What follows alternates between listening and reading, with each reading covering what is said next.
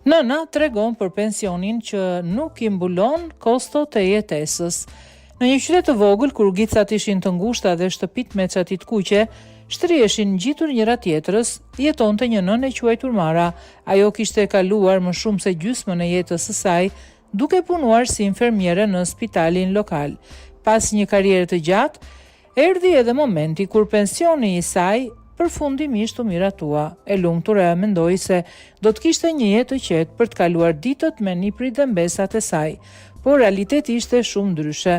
Pensioni i Martës ishte shumë i vogël, vetëm sa për të mbuluar faturat e energjisë dhe pak ushqim. Ajo përjetonte vështirësi në çdo fund muaji, duke llogaritur çdo qindark për të bërë të mundur që fëmijët e saj të kishin gjithçka që u duhej.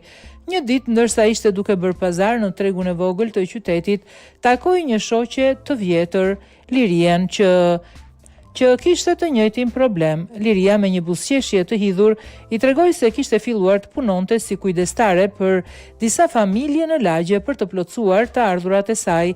Mara e ndieu veten të turpruar që nuk ishte menduar për këtë mundësi më parë.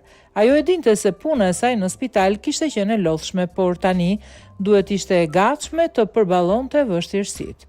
Pas disa ditësh reflektimi, ajo vendosi të ndihmoj veten, filloi të ofronte shërbime si kujdestare për fëmijët në lagjen e saj.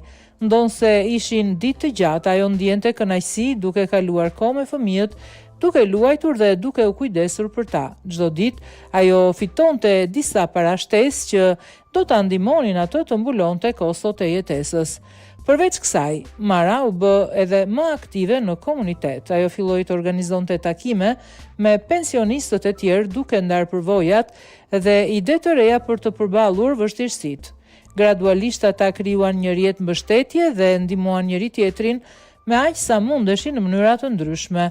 Me kalimin e kohës, Mara kuptoi se ndihma e njëri tjetrit ishte thelbësore për të kaluar sfidat.